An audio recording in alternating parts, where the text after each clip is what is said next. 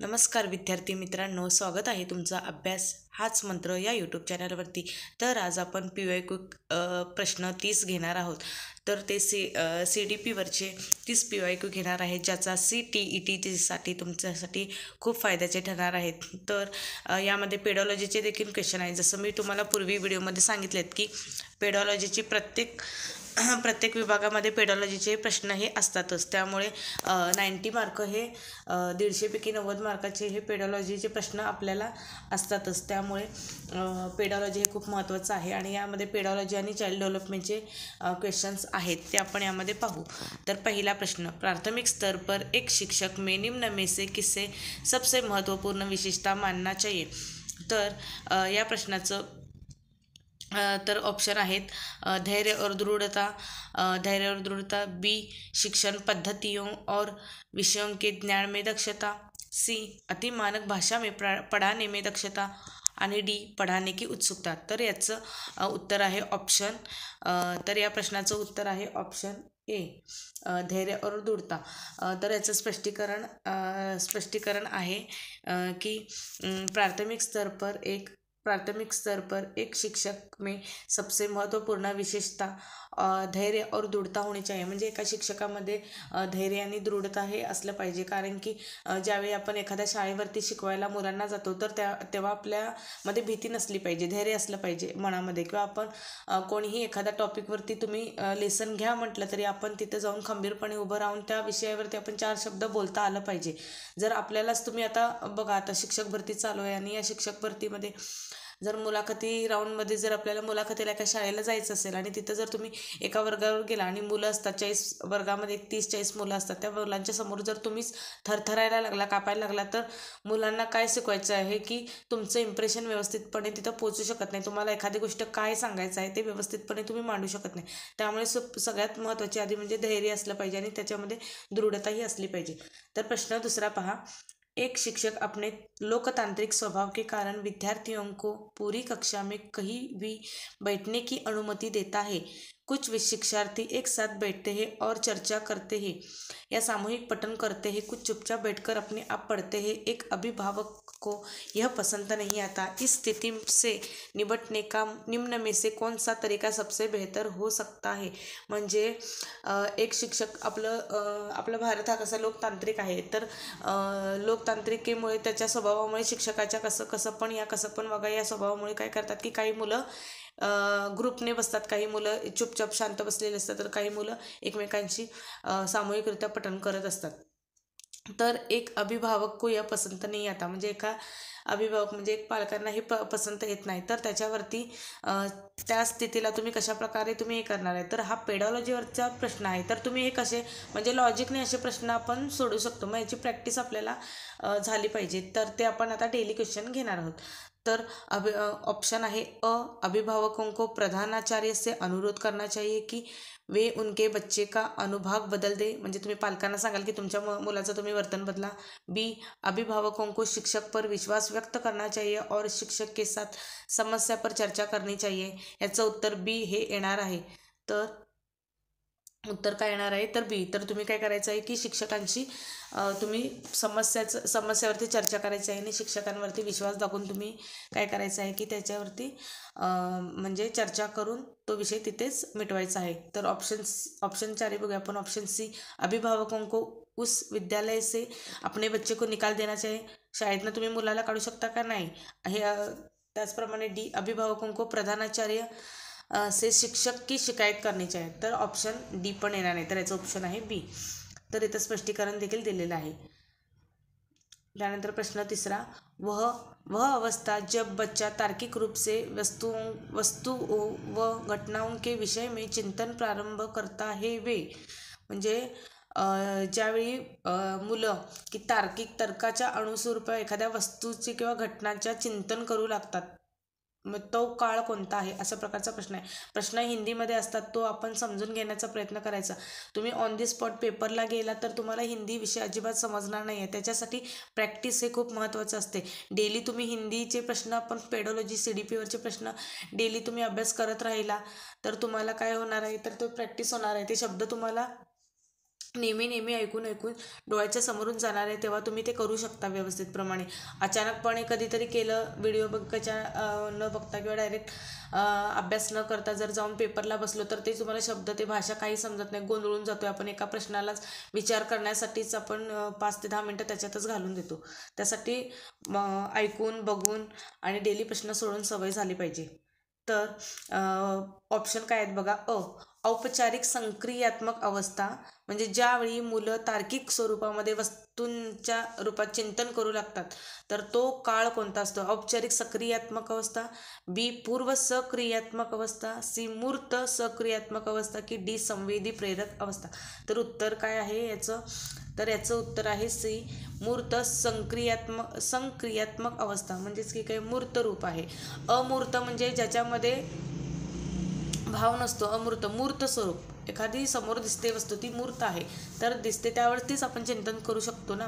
तर इथं स्पष्टीकरण पहा. स्पष्टीकरण काय दिलेलं आहे ते पहा. तर मूर्त संक्रियात्मक अवस्था में बच्चा किसी वस्तुओं व घटनाओं के विषय में चिंतन प्रारंभ करता है. म्हणजे ज्यावेळी मूर्त संक्रियात्मक असते अवस्था त्यावेळी ती आपल्याला दिसते आणि त्यावरती मुलं काय करतात की स्वतः काय करतात त्या वस्तूविषयी काय करतात चिंतन आणि मनन करू करता ही अवस्था का प्रसार 7 से 11 वर्ष होता है. म्हणजे 7 वर्षापासून 11 वर्षाच्या मुलांच्या मध्ये चिंतनला सुरुवात होते. इस अवस्था में बच्चा तार्किक चिंतन और वस्तुओं को समझने योग्य हो जाता है. मनोवैज्ञानिक पियाजे के अनुसार बच्चे में इस अवस्था में प्रमुख 5 योग्यताओं का विकास होता है. म्हणजे 7 ते 11 वर्षाच्या मुलांच्या मध्ये ही अवस्था आढळते. ती मुलं तार्किक आणि चिंतन करू लागतात. एखाद्या गोष्टीविषयी त्यांना चिंतन करू लागतात किंवा तर्क मांडू शकतात ते विषय. ही गोष्ट अशी आहे तर अशी होऊ शकेल म्हणजे त्याबद्दल त्यांच्यात चिंतन करू लागतात मुलं. 7 ते 11 वर्षाची मुलं.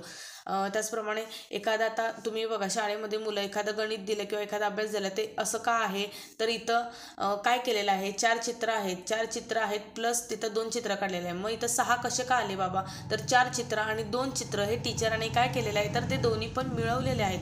4 अधिक 2 हे मिळून 6 झालेले आहे. अशा प्रकारे मुलं ही तर्क लावतात. आपली मुलं आता असतीलच सर्रास शिक्षक भरतीमध्ये सर्वांचे वय 30-35च्या पुढेच आहेत.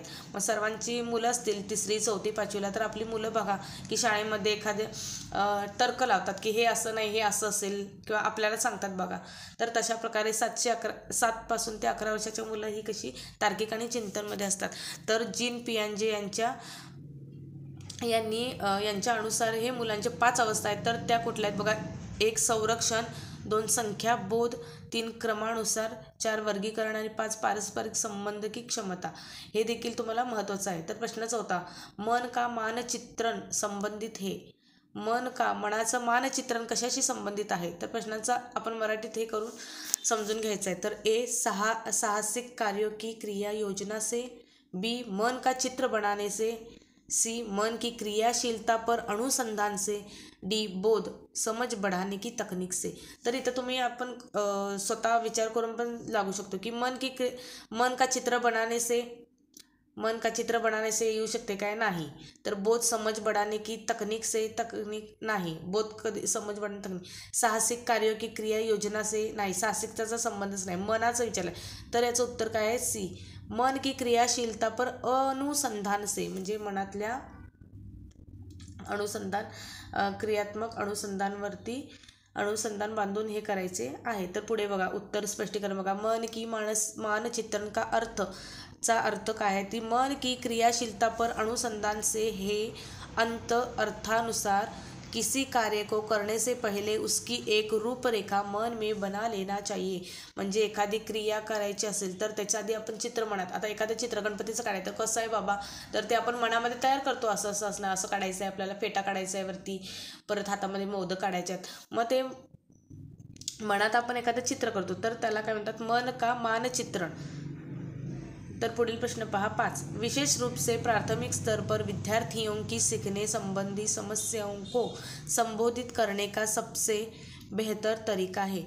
विशेष रूप से प्राथमिक स्तर पर विद्यार्थियों की सीखने संबंधी समस्याओं को संबोधित करने का सबसे बेहतर तरीका है. कौन सा है तर विद्यार्थियों की शिकणे संबंधित मुलांच्या शिकण्याशी संबंधित किंवा संबोधित करण्यासाठी कुठला चांगला म्हणजे वापर आहे किंवा तरीका आहे इथं विचारलेला आहे. तर 1 महंगी और चमकदार सहायक सामग्री का प्रयोग करना, महागड्या वस्तूंचा आपण सामग्रीचा वापर करून. 2 सरल और रोचक पाठ्यपुस्तकों को प्रयोग करना. 3 कहानी कथन पद्धति का प्रयोग करना. 4 क्षमता के अनुसार विभिन्न शिक्षण पद्धतियों का प्रयोग करना. तर इथं आपण याचं उत्तर काय आहे तर आपण पाहू. महंगी और चमकदार सामग्रीचं देऊन का मुलांना आपण करू शकतो नाही. 4 2 सरळ और रोचक पाठ्य, सरळ एकदम साधं सरळ पुस्तक घेतलं हातात वाचलं आणि रोचक प्रमाणे पाठ्यपुस्तकचा प्रयोग वेगवेगळे केले, रोचक असलेले चांगले, तर होऊ शकते का नाही. कहाणी कथन पद्धतीने, गोष्ट आहे वाचून दाखवली कथन पद्धतीनुसार, तर होऊ शकते का नाही. तर ऑप्शन काय आहे डी, क्षमता के अनुरूप विभिन्न शिक्षण पद्धतियों का प्रयोग करना.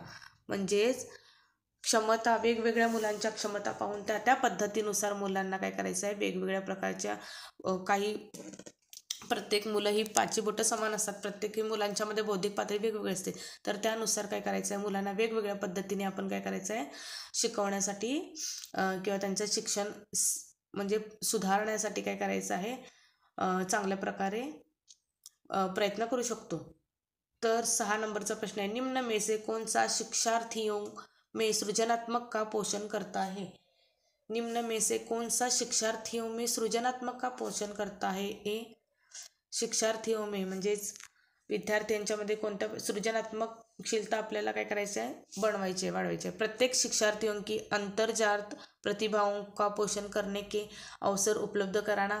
बी विद्यालयीन जीवन के प्रारंभ से उपलब्धि के लक्ष्यों पर बल देना. सी परीक्षा में अच्छे अंकों के लिए विद्यार्थियों की कोचिंग कराना. डी अच्छा शिक्षा के व्यावहारिक मूल्यों के लिए विद्यार्थियों का शिक्षण करना. म्हणजे निम्न कोणत्या मुलांच्यामध्ये सृजनात्मक क्षमता ही वाढीस लावण्यासाठी काय करायला पाहिजे. तर विद्यालयीन जीवन में प्रारंभिक से उपलब्ध के लिए लक्ष्यों पर बल देना. प्रारंभिक से उपलब्धि के लक्ष्यों पर, तर नाही. तर ऑप्शन काय आहे ए, प्रत्येक शिक्षार्थी की अंतर्जात प्रतिभाओं का पोषण करने के अवसर उपलब्ध करणार. प्रत्येक मुलांच्या अंगी काही गुण असतात, त्याला आपण काय करायचं, पोषण करण्यासाठी, त्याच्यातला गुण आपण ओळखून त्या हे करण्यासाठी त्यांना काय करायचं, प्रेरित करायचे आहेत. तर बी विद्यालयीन जीवन के प्रारंभिक लक्ष्यों पर बल देना चूक. परीक्षा में अच्छे अंकों कोचिंग चूक. अच्छा शिक्षा के व्यावहारिक मूल्यों के लिए विद्यार्थियों का शिक्षण चूक. तर पुढे पहा, इथं स्पष्टीकरण देखील आहे. प्रत्येक शिक्षार्थियों में अंतर्जात प्रतिभाओं का पोषण करने एवं प्रश्न करने के अवसर उपलब्ध कराने से ही शिक्षार्थियों में सृजनात्मक का पोषण करता है. मुलांच्यामध्ये प्रश्न विचारण्याची क्षमता, म्हणजे प्रश्न करणे के अवसर उपलब्ध कराना, म्हणजे त्यांना संधी उपलब्ध करून दिल्या पाहिजेत. 7 पियाजे के अनुसार निम्नलिखित में से कौन सी अवस्था में बच्चा अमूर्त संकल्पनाओं के विषय में तार्किक चिंतन करना आरंभ करता है. तर जीन पियाजेच्या अनुसार निम्नलिखित में से कौन सी अवस्था में बच्चा अमूर्त संकल्पनाओं के विषय में, जेव्हा अमूर्त असतात संकल्पना त्यावेळी मुलं काय करतात, तार्किक चिंतन करतात. कोणत्या, जीन पियाजे यांच्यानुसार. तर ए औपचारिक सक्रियात्मक अवस्थामध्ये 12 वर्षे एवं त्याच्यावरती. बी संवेदी म्हणजे त्यामध्ये प्रेरक अवस्था जन्म 2 वर्षापासून. सी पूर्व संक्रियात्मक अवस्था 2 ते 7 वर्षापर्यंत. डी मूर्त संक्रियात्मक अवस्था 7 ते 12 वर्षापर्यंत. तर इथं आपण विचार करायचं की बच्चा अमूर्त संकल्पनांच्या विषयी तार्किक कधी लावू शकतो बाबा. 2 वर्षापर्यंत तर लावू शकतात का मुलं. 2 वर्षाच्या मुलांना काय असतो का, नाही. तर 2 ते 7 वर्षापर्यंतची मुलं पण लावू शकत नाही. 7 ते 11पर्यंत एवढे झालेली नसते त्यांच्यात. अमूर्त वस्तूंना त्यांनी अमूर्त म्हणजे ज्या का ह्या नाही आहेत त्या वस्तूंच्या विषयी लावणं तेवढं त्यांना हे नसते. तर 12 वर्षाच्या पुढील जी मुलं आहेत तर ती काय करतात, ती तर्क लावू शकतात. पुढे बघा स्पष्टीकरण. औपचारिक संक्रियात्मक अवस्था ही 12 वर्ष के ऊपर औपचारिक संक्रिया की अवस्था संज्ञानात्मक विकास की अंतिम अवस्था है. यह 11 के बाद होता है. म्हणजेच 11 वर्षाच्या पुढील मुलांच्यामध्येच औपचारिक सक्रियात्मक अवस्था होते. ही अवस्था तुम्ही वहीमध्ये नोट्स काढताना एखादे आखीव ताव मिळतात, ते आखीव ताव घ्यायचे. शॉर्ट्स नोट्स, प्रत्येक टॉपिक मी तुम्हाला आधी सांगितलेलं त्या टॉपिकवरचे शॉर्ट्स नोट्स आधी काढायच्या. ज्यावेळी परीक्षेला आपण जातो त्यावेळी असे वाचत बसायचं नाही, शॉर्ट नोट्स वाचायचे. त्या स्पष्टीकरण आपण आधीच केलेलं असतो आणि परीक्षेला जायचं, म्हणजे तुम्हाला उपयोगी होते. तर काही महत्त्वाचे असतात बघा. आता हे जीन पियाजे यांच्यावरती आहे औपचारिक.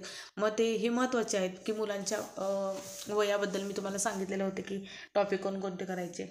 तर 1 ते 5 साठी कुठले करायचे आणि 6 ते 8 साठी कोणते, म्हणजे वयाची मर्यादा सांगितलेली तिथून. तर हे 100% म्हणजे हे प्रश्न कसे येणारे असतात, हे ह्याच्यावरती एकतरी प्रश्न एखादा तरी असतो 100%. औपचारिक सक्रियात्मक अवस्था ही 12 वर्षाच्या उपरच असते मुलांच्यामध्ये. औपचारिक सक्रिय ही अवस्था संज्ञानात्मक विकास की अंतिम अवस्था है, यह 11 के बाद होता है. मूल रूप से यह अवस्था तार्किक चिंतन की अवस्था है, म्हणजे तर्क लावणे, चिंतन करण्याची ही अवस्था असते आणि ती अवस्था 12 वर्षाच्या मुलांच्या मध्ये चालू होते. अर्थात इस अवस्था का बालक अन्य वस्तुओं के अतिरिक्त स्वयं के विचारों के संबंध में विचार करने में समर्थ हो जाता है. अतिरिक्त स्वयं के विचार, स्वतःचा विचार लावण्यामध्ये काय होतात मुलं यामध्ये समर्थक होतात. बालक उद्दीपकों की अनुपस्थिति में भी उनकी विशेषताओं, उपयोगिताओं एवं अन्य बिंदुओं के बारे में सोच सकता है. बालक के विचार परिपक्व हो जाते. एखादी वस्तू समोर नसली तरी त्या वस्तूविषयी त्याने मत मांडू शकतात. इथपर्यंत मुलांच्या मध्ये काय झालेले असते, परिपक्वता आलेली असते. प्रश्न 8वां, सीखना समृद्ध हो सकता है यदि कक्षा में अधिक से अधिक शिक्षण सामग्री का प्रयोग किया जाए. बी, शिकणं समृद्ध कशामुळे होते, शिक्षण समृद्ध कशामुळे होते, शिकणार आपण ते शिकणार मुलांच्या मध्ये. तर शिक्षण विभिन्न प्रकार के व्याख्यान और स्पष्टीकरण का प्रयोग करें. कक्षा में आवधिक परीक्षाओं पर अनपेक्षित ध्यान दिया जाए. वास्तविक दुनिया से उदाहरणों को कक्षा में लाया जाए जिसमें विद्यार्थी एक दूसरे से अंतक्रिया करके. आता ये प्रश्न बघा, कक्षा में अधिक से अधिक शिक्षण सामग्री का प्रयोग किया जाए. तर जास्तीत जास्त शिक्षण सामग्रीचा जर प्रयोग केला तर होऊ शकेल का, नाही. तर शिक्षक व्याख्यान स्पष्टीकरण का प्रयोग, व्याख्यान मुलांना नाही चालू शकत. कक्षा में आवधिक परीक्षाओं पर अपेक्षित ध्यान दे, नाही. तर वास्तविक दुनिया से उदाहरणों को, वास्तविक जीवनातील उदाहरण, ऑप्शन डी, वास्तविक जीवनामध्ये दुनिया से उदाहरणों को कक्षा में लाया जाए जिसमें विद्यार्थी एक दूसरे से अंतक्रिया करे. म्हणजे वास्तवात ज्या गोष्टी घडतात, ज्या जगण्यामध्ये आपल्याला येतात त्या गोष्टींचा प्रयोग घ्यायचा. मुलं एकमेकांच्या आंतरक्रियेतून एकमेकाशी संवाद साधून मुलं त्या प्रश्नांचं काय करत असतात, उलगडा करत असतात उत्तरे. तर हे बघा ऑप्शन इथं स्पष्टीकरण देखील दिलेलं आहे, तुम्ही पॉज करून पाहू शकता. तर पुढे प्रश्न क्रमांक 9, निम्न में से कौन से कथन को सीखने की प्रक्रिया की विशेषता नहीं मानना चाहिए. कुठल्या कथन म्हणजे शिकण्याच्या प्रक्रियेला विशेषता न दिलं पाहिजे.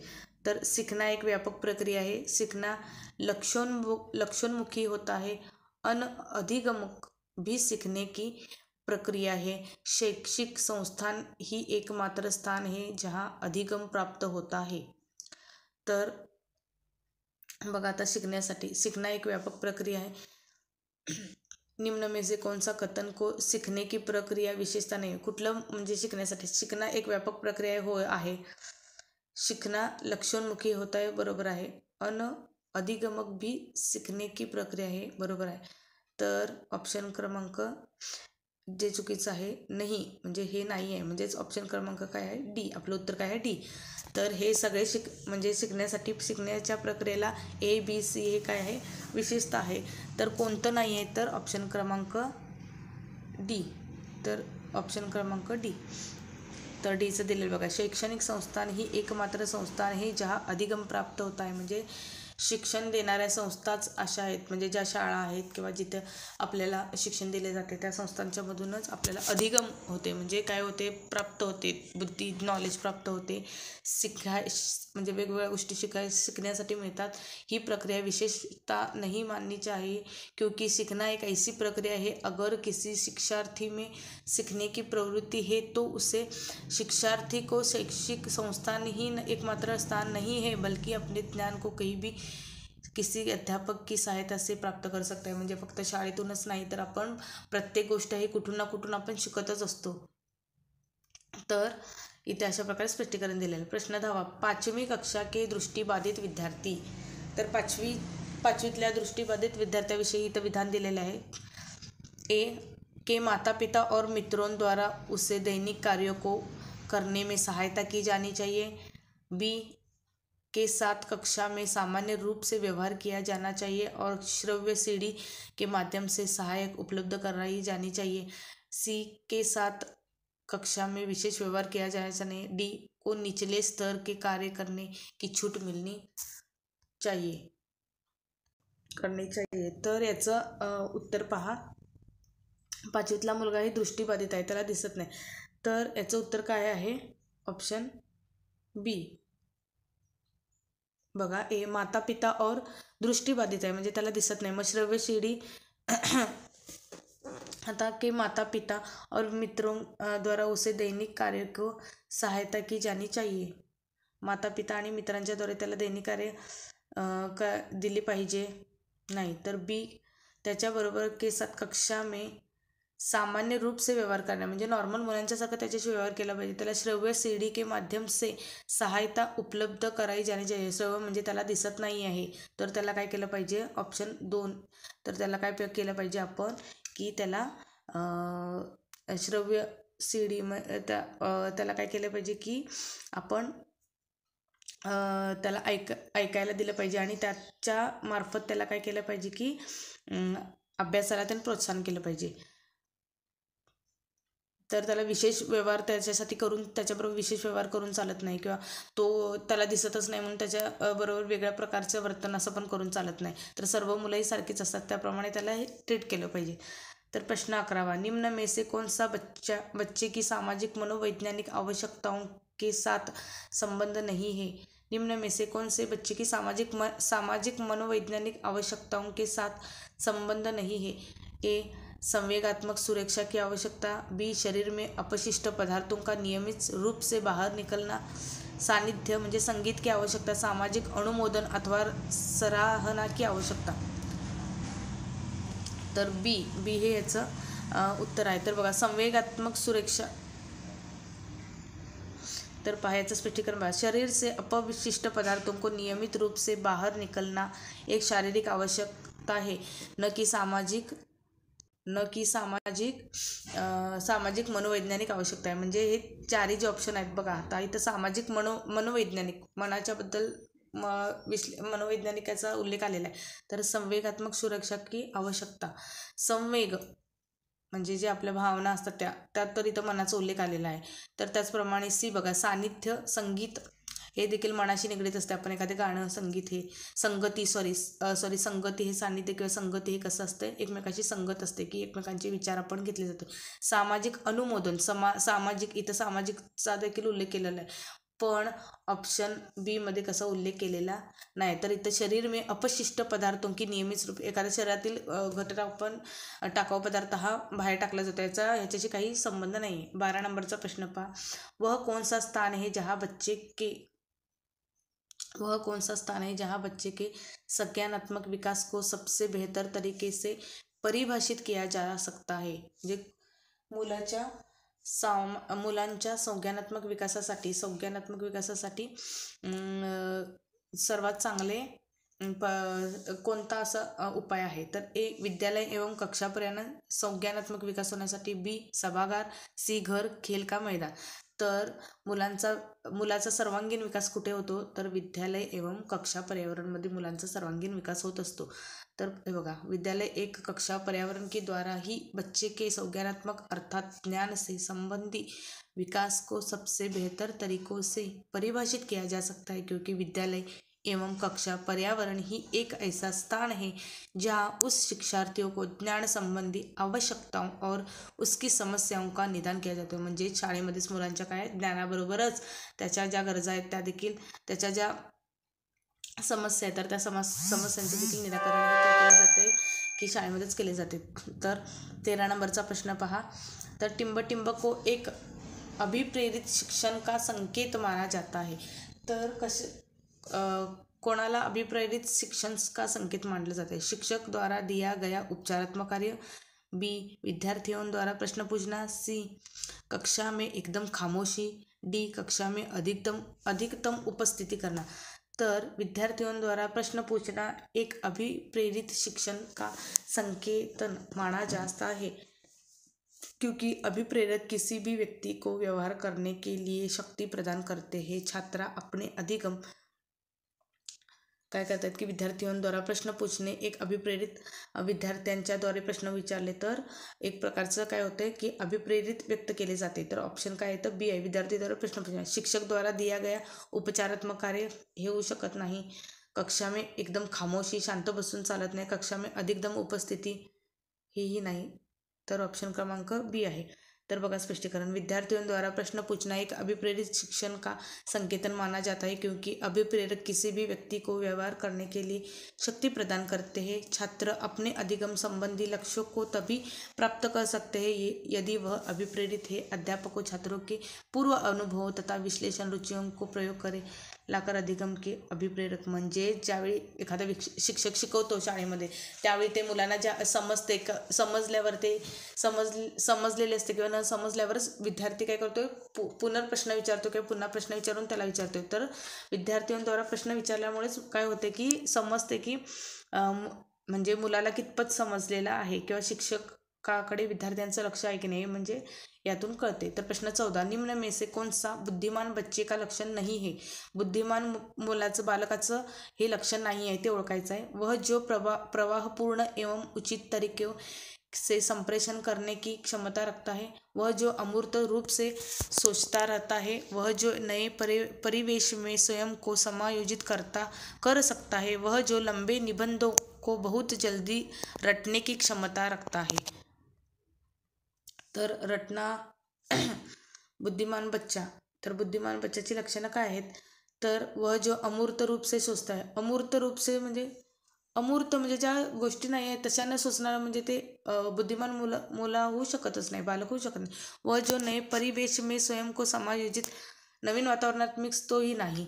वह जो प्रवाह पूर्व एवं उचित तरीके से संप्रेषण करने की क्षमता रखते, प्रवाहानुसार तोही नाही। तर वह जो लंबे निबंधों को बहुत जल्दी रटने का, म्हणजे एकदम पण अवघड नसतात प्रश्न, हे इझी असतात। तर काय करतोय तो की खूप लांब निबंध आहेत आणि तो काय करतोय फास्ट प्रमे वाचू शकतोय की क्षमता करतोय तो लक्षात ठेवण्याची वाचण्याची।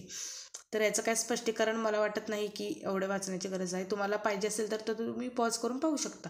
15वां नंबर आहे, बच्चे दुनिया के बारे में अपनी समझ का सृजन करते हैं, इसका श्रेय टिंबटिंब को जाता है। मुलं म्हणजे जगातील अपने बारे में, दुनिया के बारे में अपनी समझ का सृजन करते हैं, म्हणजे जगाविषयी आपलं मत मांडतात। तर त्याचं ऑप्शन काय आहे पॅव्लॉक, तर हे कोणी मत मांडलेलं आहे, इसका श्रेय को जाता है। तर हा CDP-वरचा प्रश्न आहे। मगाचे जे प्रश्न झाले ते पेडॉलॉजीवरचे। पेडॉलॉजीचा अर्थ काय की शाळेमध्ये मुलांना तुम्ही कशा प्रकारे हँडल करणार, मुलांना समस्या आले तर तुम्ही कशा प्रकारे त्यांना सोडवणार, अशा प्रकारचे जे प्रश्न आहेत ते पेडॉलॉजीवरती प्रत्येक इंग्लिशच्या प्रश्नामध्ये असणार। विषय म्हणजे जे विषय असतात तुमचं मराठी घ्या, इंग्लिश घ्या किंवा हिंदी घ्या, सब्जेक्ट असतात त्याच्यामध्ये पेडॉलॉजीचे नेहमी प्रश्न असणारच, CDP-मध्ये असणारच, प्लस SSC किंवा तुमचे मॅथ्स सायन्समध्ये पण CDP-वरचे प्रश्न असणारच। त्यामुळे पेडॉलॉजीवरचे प्रश्न असणार, त्यामुळे CDP हा तुमचा पक्का झाला की पेडॉलॉजी तुम्हाला आपोआपच म्हणजे ते कसे सोडवायचे हे तुम्हाला समजून जाते। तर 15वा प्रश्न बघा, तर हे CDP-वरचा आहे बघा। बच्चे दुनिया के बारे में अपनी समझ का सृजन करते हैं, इसका श्रेय टिंबटिंब को जाता है। तर याचं उत्तर आहे पियाजे। तर दुनिया के बारे में समज, आपल्या म्हणजे मुलं काय करतात की जगाच्या विषयी समज, आपले समज जगाच्या विषयी जे समज आहे ते मांडतात। तर ते कोणी हे केलेलं आहे तर जीन पियाजे आणि यांचं मत आहे। पियाजे के अनुसार बच्चे दुनिया के बारे में अपनी समझ सृजन करते हैं। 16वां प्रश्न, कृतिका अक्सर घर में ज़्यादा बात नहीं करती लेकिन विद्यालय में वह काफ़ी बात करती है, यह दर्शाता है कि शिक्षकों की मांग होती है कि बच्चे विद्यालय में खूब बात करें। चूक, कृतिका को अपना घर, याचा प्रश्न चूक, अपना घर बिल्कुल पसंद नहीं है, पण नहीं उसके विचारों को विद्यालय में मान्यता मिलती है। विद्यालय हर समय बच्चों को खूब बात करने का अवसर देता है, हे पण चूक, ऑप्शन नंबर सी। तर पुढे बघा, 17वां प्रश्न, एक शिक्षक को अपने विद्यार्थियों की क्षमताओं को समझ का प्रयास करना चाहिए। निम्नलिखित में से कौन सा क्षेत्र इस उद्देश्य के साथ संबंधित है? एक शिक्षक को अपने विद्यार्थियों की क्षमताओं को समजणे का प्रयास करना आहे. विद्यार्थ्यांच्या ज्या क्षमता आहेत ते समजलं पाहिजे शिक्षकांनी. तर खालीलपैकी वाक्य कोणते? तर सामाजिक दर्शन, मीडिया मनोविज्ञान, सी शिक्षा मनोविज्ञान आणि डी शिक्षा समाजशास्त्र. तर शिक्षा समाजशास्त्र नाही तर ऑप्शन काय आहे? सी. तर याचं ऑप्शन काय आहे? तर सी शिक्षा मनोविज्ञान. तर शैक्षणिक परिस्थितियों में बालक के व्यवहार का अध्ययन करने के शिक्षण अधिगम प्रक्रिया को सरल, सुलभ तथा प्रभावी बनाने का विज्ञान है. इसमें शिक्षक अपने विद्यार्थियों की क्षमताओं को समझने का प्रयास करता है. म्हणजे शिक्षा मनोविज्ञान शिकवत असताना मुलांना किती समजलेलं किती नाही आहे हे काय करतं तर शिक्षकांना समजतं. तर हे काय आहे? शिक्षा मनोवैज्ञानिक आहे. तर 18 नंबरचा प्रश्न बघा, सीखने की प्रक्रिया में अभिप्रेरणा पिछले सीखे हुए को नए अधिगम से अलग करती है. सीखने की प्रक्रिया अभिप्रेरणा को शिक्षार्थियों को एक दिशा में सोचने के योग्य बनाती है. शिक्षार्थियों में सीखने के प्रति रुचि का विकास करती है. डी शिक्षार्थियों की स्मरण शक्ति को पहिना बनाती है. तर ऑप्शन क्रमांक सी आहे. शिक्षार्थियों में म्हणजेच विद्यार्थ्यांच्यामध्ये सीखने के प्रति रुचि का विकास करती है. अभिप्रेरणा म्हणजे काय? आवड, रुची. बघा इथं स्पष्टीकरण बघा. शिक्षण ऑप्शन काय होतं? सी आहे. शिक्षण अभिप्रेरणा पढ़ाई लिखाई संबंधी प्रक्रिया में विद्यार्थियों की भागीदारी की इच्छा के साथ उत्पन्न होने के लिए प्रेरित करती है. अंत अभिप्रेरणा शिक्षार्थियों में सीखने के प्रति रुचि का विकास करती है. तर प्रश्न 19वां, शिक्षा के क्षेत्र में पाठ्यचर्चा शब्दावली डैश डैश की ओर संकेत करते हैं. शिक्षा के क्षेत्र में पाठ्यचर्चा शब्दावली डैश डैश की ओर संकेत करते हैं. म्हणजे शिक्षा के क्षेत्र में पाठ्यचर्चा शब्दावली टिंबटिंब कोणत्या ठिकाण म्हणजे संकेत दाखवते. तर विद्यालय का संपूर्ण कार्यक्रम जिसमें विद्यार्थी प्रतिदिन अनुभव प्राप्त करते हैं. मूल्यांकन प्रक्रिया, कक्षा में प्रयुक्त की जाने वाली पाठ्य सामग्री, शिक्षण पद्धति एवं पढ़ाई जाने वाली विषय वस्तु. तर ऑप्शन क्रमांक ए विद्यालय का संपूर्ण कार्यक्रम जिसमें विद्यार्थी प्रतिदिन अनुभव प्राप्त करता है. तर शिक्षा के क्षेत्र में पाठ्यचर्चा म्हणजे काय? चर्चा जी झालेली असते तुमची जी म्हणजे स्कूलमध्ये शाळेमध्ये. विद्यालय का संपूर्ण कार्यक्रम जिसमें विद्यार्थी प्रतिदिन अनुभव घेतात, जे तुम्ही रोज अनुभव घेता त्याविषयी झाले असते. स्पष्टीकरण बघा. शिक्षा क्षेत्र में पाठ्यचर्चा शब्दावली विद्यालय के संपूर्ण कार्यक्रम जिसमें विद्यार्थी प्रतिदिन अनुभव प्राप्त करता है. त्याचा अर्थ काय की पाठ्यचर्चा. तर 20 नंबरचा प्रश्न पहा, निचली कक्षाओं में शिक्षण की खेल पद्धति मूल रूप से आधारित है. निचली कक्षाओं में म्हणजे शिक्षण की खेल पद्धति मूल रूप से किस पर आधारित है? शिक्षण पद्धति के सिद्धांतों पर, विकास एवं वृद्धि के मनोवैज्ञानिक सिद्धांतों पर, सी शिक्षण के समाजशास्त्रीय सिद्धांतों पर, डी शारीरिक शिक्षा कार्यक्रमों के सिद्धांतों पर. तर ऑप्शन क्रमांक आहे डी शारीरिक शिक्षा कार्यक्रमों के सिद्धांतों पर. तर ऑप्शन बघा म्हणजेच कक्षाओं में शिक्षण की खेल पद्धति म्हणजे शाळेतील खेळ पद्धति ही मूल रूप से कशावर आधारित आहे. निचली कक्षाओं में शिक्षण की खेल पद्धति मूल रूप से विकास एवं वृद्धि में मनोवैज्ञानिक सिद्धांतों पर, मनोवैज्ञानिक शारीरिक शिक्षा कार्यक्रमों के सिद्धांतों पर. म्हणजे शारीरिक शिक्षा खेळ हे शारीरिक शिक्षावरतीच असते. शिक्षण के समाजशास्त्रीयमध्ये असतो का नाही. विकास एवं वृद्धीवरती असतो का नाही. शिक्षण पद्धती के सिद्धांतावर नाही. खेळ हे शारीरिक असतात. मग ऑप्शन डी. इथं पण आपण काय करू की आपण विचार करून कॉमन सेन्सचा विचार करून देखील इथं प्रश्न एवढे काय जड नसतात CTETचे प्रश्न ते आपण करू शकतो. 21 नंबरचा प्रश्न पहा, एक बच्चा अतीत की समान परिस्थिति में की गई अनुक्रियाओं के आधार पर नई स्थिति के प्रति अनुक्रिया करता है. यह किससे संबंधित है? एक बच्चा अतीत की समान परिस्थिति में म्हणजे अतीत की समान परिस्थिति में की गई अनुक्रियाओं के आधार पर नई स्थिति के प्रति अनुक्रिया करता है. यह किससे संबंधित है? सीखने का प्रभाव नियम, सीखने की प्रक्रिया का अभिवृत्ति नियम, सीखने का तत्परता नियम, डी सीखने का सादृश्यता नियम. म्हणजे एखादी गोष्ट भूतकाळात झालेली असते आणि त्याच्यावर आधारित आपण ती चूक होऊ नये म्हणून पुन्हा आपण काय करतो की सुधारतो. म्हणजे ही कशासाठी झाले, सीखने की प्रभाव नियम नाही, सीखने की प्रक्रिया का अभिवृत्ती नियम नाही, सीखने का तत्परता नियम नाही, तर डी सीखने का सादृश्यता आली असते त्यामुळे नियम. तर इथं स्पष्टीकरण बघा. सीखने का सादृश्यता नियम के अनुसार एक बच्चा किसी नवीन परिस्थिति या समस्या के उपस्थित होने पर उससे मिलती जुलती अन्य परिस्थिती का स्मरण करता आहे. म्हणजे एखादी आपल्यावर नवीन परिस्थिती आली, मग त्या परिस्थितीशी ती गोष्ट घडलेली एखादी असते ती आपण मिळतं जुळतं तिथं लावतो आणि काय करतो की ते परिस्थिती त्या परिस्थितीशी मिळतं जुळतं आहे की त्याचा आपण हे करतो की ते लिंक लावायला बघतो करता है. वह पहले भी अनुकरण कर चुका है, वह उसके साथ वैसे ही प्रतिक्रिया करेगा जैसा की उसने पहिली परिस्थिती एवं समस्या के साथ किया था. म्हणजे एखाद्या मुलानं की पहिल्या परिस्थितीवेळी त्यानं असं असं केलेलं आहे, मग तो दुसऱ्या वेळी पण का नाही मला असं करेल, तर तो असा प्रकारे आपण म्हणजे लिंक लावली जाते तिथं. 22 प्रतिभाशाली होने का संकेत नहीं है. प्रतिभाशाली मुलं दुसरों के साथ झगडना हे दुसरों के साथ झगडना तर ही प्रतिभाशालीचं नाही आहे, संकेत नाही आहे असं विचारले. प्रतिभाशालीचं संकेत नाही कुठलं तर एकच असणार की दुसरों के साथ झगडना, हे प्रतिभाशाली मुलाचं लक्षण नाही आहे.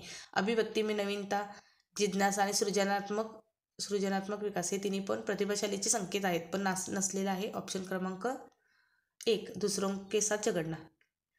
23 विशेष आवश्यकता वाले बच्चों को शिक्षा उपलब्ध कराई जानी चाहिए. विशेष विद्यालयों में विशेष बच्चों के लिए विकसित पद्धतियों द्वारा, विशेष विद्यालयों में शिक्षकों द्वारा अन्य सामान्य बच्चों के साथ विशेष जी बालक असतात, विशेष आवश्यकता वाले बच्चे म्हणजे ज्यांना ऐकू येत नाही की त्यांना इतरांसारखं वेगळं ठेवलं पाहिजे असं काही नाही, तर त्यांना सामान्य मुलांच्या सारखंच काय केलं पाहिजे आपण ट्रीट केलं पाहिजे. तर याचं ऑप्शन आहे डी. तर हे बघा स्पष्टीकरण. राष्ट्रीय पाठ्यचर्चा रूपरेखा 2005 NCF 2005 में समावेशी शिक्षा की संस्कृति की म्हणजे 2005 नुसार NCF 2005 ला झालेल्या ॲक्टनुसार की समावेशी शिक्षा म्हणजे समावेशी शिक्षानुसार सर्व प्रकारच्या मुलांना काय करायचं आहे, सामान्य एवं विशेष म्हणजे सर्व प्रकारच्या मुलांना समावेशी शिक्षा को एक ही स्थान पर शिक्षा दिलं पाहिजे. 24 नंबरचं बघा. आकलन को उपयोगी और रोचक प्रक्रिया बनाने के लिए टिंब के प्रति सचेत होना चाहिए. आकलन को उपयोगी आणि उपयोगात्मक आणि रोचक बनाण्यासाठी तर काय केलं पाहिजे, विद्यार्थियों को बुद्धिमान या औसत शिक्षार्थी की उपाधि देना, शैक्षिक और सहशैक्षिक क्षेत्रों में विद्यार्थी के सीखने के बारे में जानकारी प्राप्त करने के लिए विविध तरीकों को प्रयोग करना, प्रतिपुष्टि देने के लिए तकनीकी भाषा का प्रयोग करना, अलग अलग विद्यार्थियों में तुलना करना.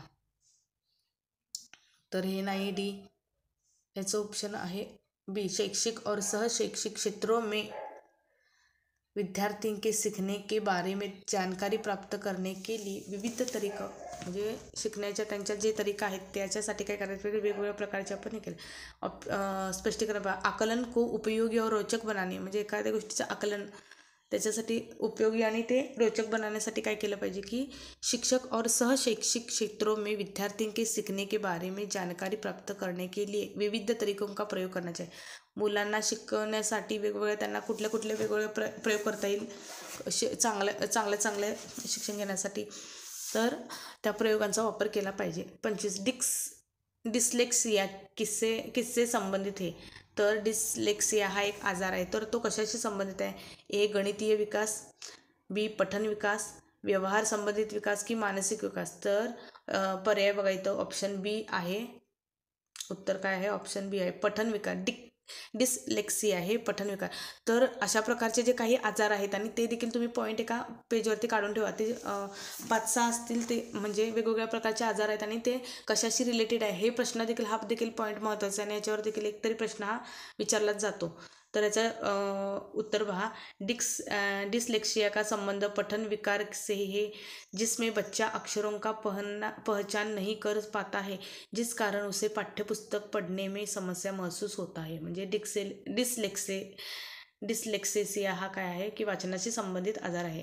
तर 26वा प्रश्न बघा. बच्चों की सीखने की प्रक्रिया में माता पिता को टिंब भूमिका निभानी चाहिए. मुलांच्या शिकण्याच्या प्रक्रियेसाठी आई वडिलांची भूमिका काय असली पाहिजे, ती अग्रोन्मुखी, तटस्थ, सहानुभूतीपूर्वक की नकारात्मक असली पाहिजे. तर हे पण आपण इझी आहेत प्रश्न सोडू शकतो. तर काय पाहिजे, अग्रोन्मुखी, तर सहानुभूती नाही दाखवली पाहिजे, तर नकारात्मक पण आहे, तटस्थ पण राहून चालत नाही. तर ऑप्शन क्रमांक ए है बघा स्पष्टीकरण, बच्चों की सीखने की प्रक्रिया में माता पिता को अग्रोन्मुखी भूमिका निभानी चाहिए तथा उन्हें और अच्छा करने के लिए प्रोत्साहित करते रहना चाहिए. तर 27 नंबरचा प्रश्न, विकास कभी न समाप्त होने वाली प्रक्रिया है, यह विचार किससे संबंधित है. विकास ही कधीच संपत नाही. विकास व्यक्तीचा वाढ आणि विकास याच्यावर देखील हमखास प्रश्न असतात. वाढ आणि विकास हा देखील डिटेल करायचा. व्यक्तीची वाढ ही फक्त ठराविक वर्षापर्यंतच होते, पण व्यक्तीचा विकास हा जन्मापासून मृत्यूपर्यंत विकास होत असतोय, हे लक्षात ठेवली पाहिजे तुम्ही. तर इथं पहा, विकास कभी न समाप्त होने वाली क्रिया है, यह विचार किससे संबंधित आहे, म्हणजे कशाशी संबंधित आहे.